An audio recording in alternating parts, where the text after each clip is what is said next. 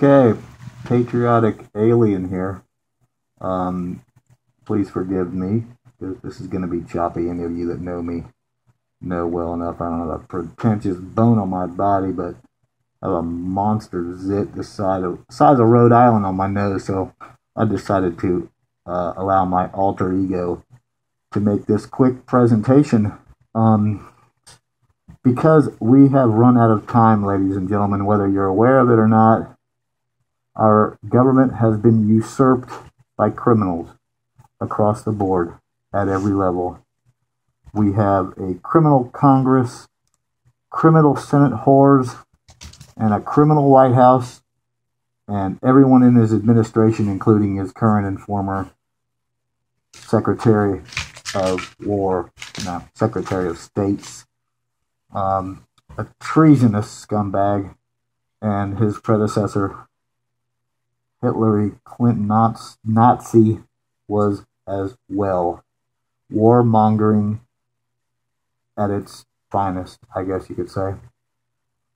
What you need to know, ladies and gentlemen, is that they just passed a $1.1 trillion spending bill that Blow Bombas just signed into law, of which over half of it, I believe, is going to go to the war machine.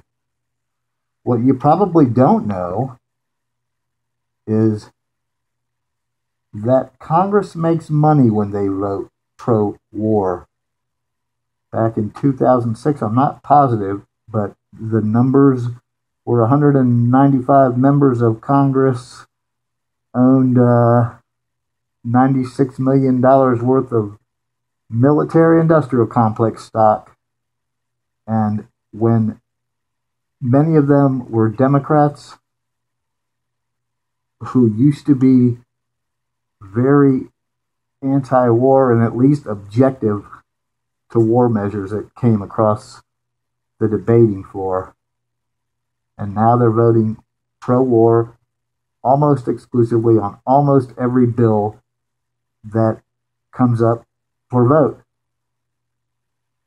1.1 trillion, ladies and gentlemen. Back in, I'm going to read a note that I took here. I believe it was, well, I know it was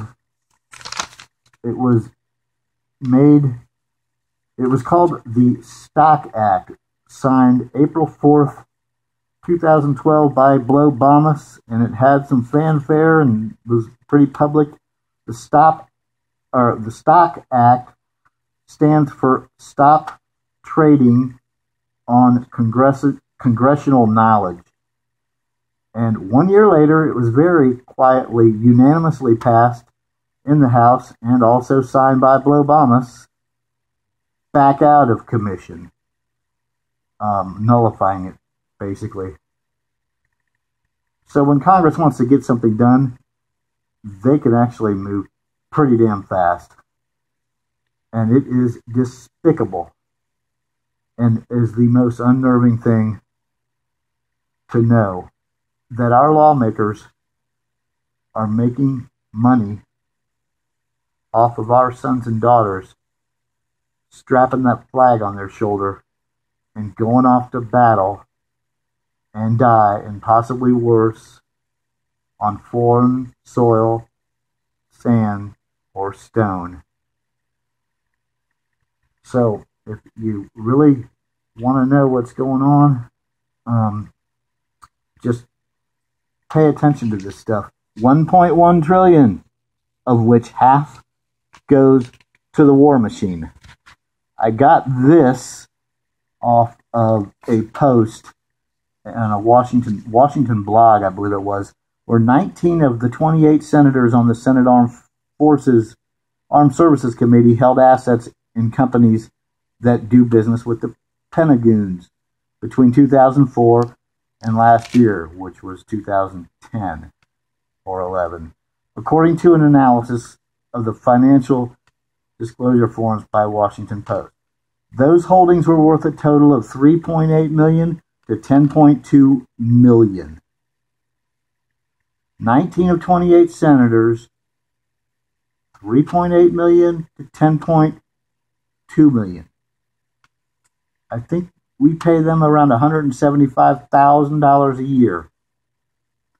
The ethics law allows senators to hold stocks in industries they oversee. They also may push and vote for programs that could improve the bottom lines of companies which they own stock. They are precluded from taking official actions that could make them money if they are the sole beneficiaries. So this is what happened. They have literally hijacked our country and prostituted themselves to the war machine to vote pro-war on everything and make themselves vastly richer by doing so. Let me tell you how this works, just so you have an idea on the insider trading treason that is committed by these bastards we send there to represent us. This is the way that it works. Hypothetically, there are two companies that are going to propose a bid to Congress to build an aircraft. We'll call it the F-911. How poignant. F-911 is being proposed by two corporations. One is Raytheon, and the other is Boeing. You know, they make the alleged aircrafts that crashed into the World Trade Center and the Pentagon. Boeing and Raytheon. Excuse me, vaping. So with Boeing and Raytheon having this bid, it comes up to the floor of the House. It gets voted on, and they vote, and they decide who gets the nod. But before they announce it publicly, they all take a recess and scurry off to their offices. They get on their computers, they log onto their portfolios, and they purge about every share they can of Boeing, save for one or two maybe, and they buy up every share they can of Raytheon, and they close out and go back to the floor an hour later, and they announce that Raytheon won the bid, Raytheon got the nod. I guess you can guess what happens next. Raytheon gets the bid, their stock soars, Boeing did not, their stock plummets, and by the end of the day, when the Congress sluts and Senate whores get back to their offices and log onto their computers, they have made a lot of money on their investments.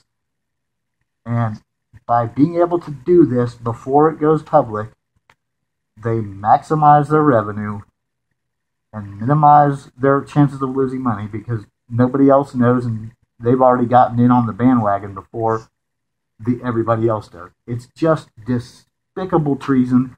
It is war crime, in my opinion, and war profiteering. Why is it a war crime? Well, let me tell you why it's a war crime. I don't know. I'm sure almost anybody watching this can understand and knows someone who has either lost or not lost someone they love in some of the wars over the past decade and a half. And these people come home, if they're not broken physically, they can be broken mentally. They're committing suicide one every hour. More die now of suicide than have died in battle by body count. And the people that are voting to send them to war are not sending their own kids to war. They're sending ours and our loved ones, not their own. Yeah, maybe a few of them suit up. Prince Harry would be a good example. Prince Harry actually was in an infantry unit, so that was kind of amazing. But I'm sure he was well protected. But our people, patriotic young warriors who go off to serve what they think is our country, are not doing anything but serving the bottom line of rich-ass banksters who have stolen our government from us. They are Zion Nazi scumbags, and there is a special place way hotter than hell for every fucking one of them. And Satan won't worship them where they're going.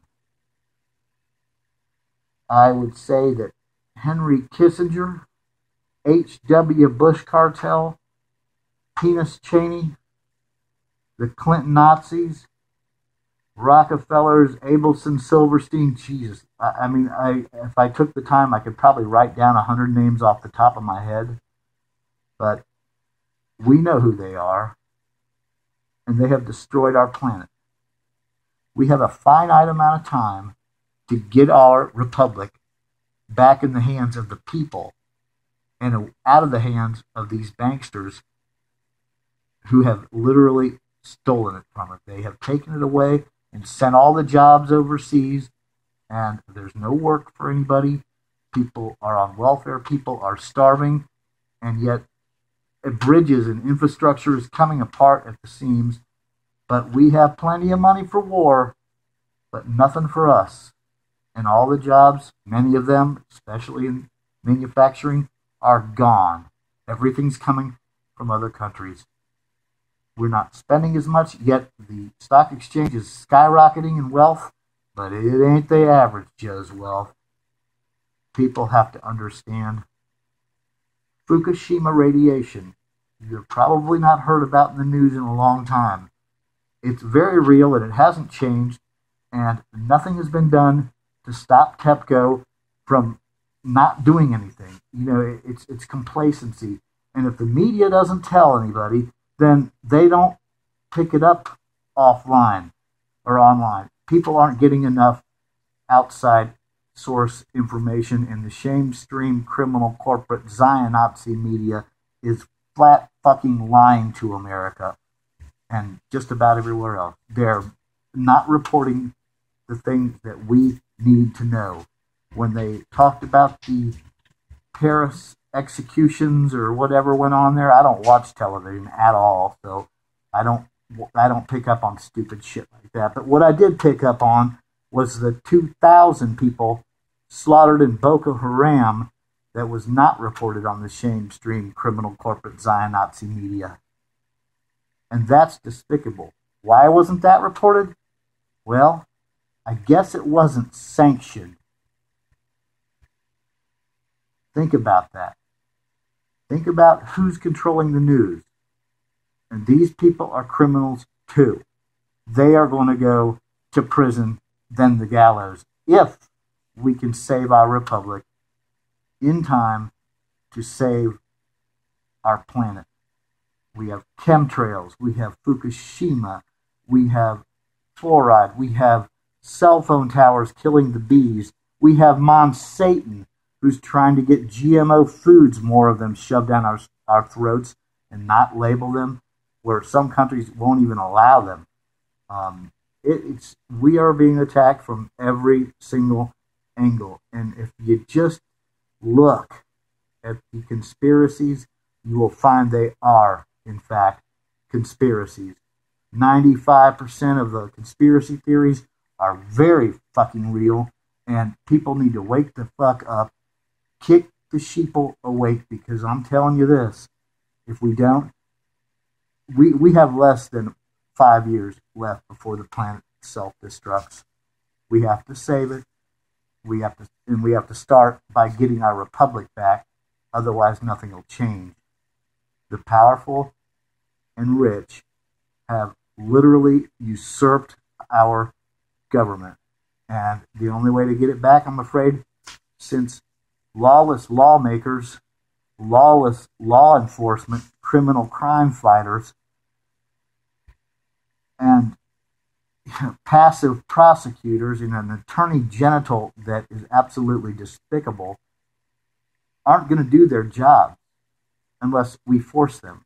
When peaceful demonstrations are met with violent oppression and Gestapo tactics like what has been seen so often lately, then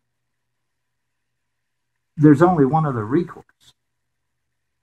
I would say the only thing stopping them from literally making us all slaves and sending us all to FEMA camps is they just can't quite figure out exactly how they're going to come after the Second Amendment. But let me tell you this. When they do come after the Second Amendment, those with gun permits and CCW permits and registered firearms will be the first doors they break down, and it will not be announced. They will not announce it until it starts to bleed.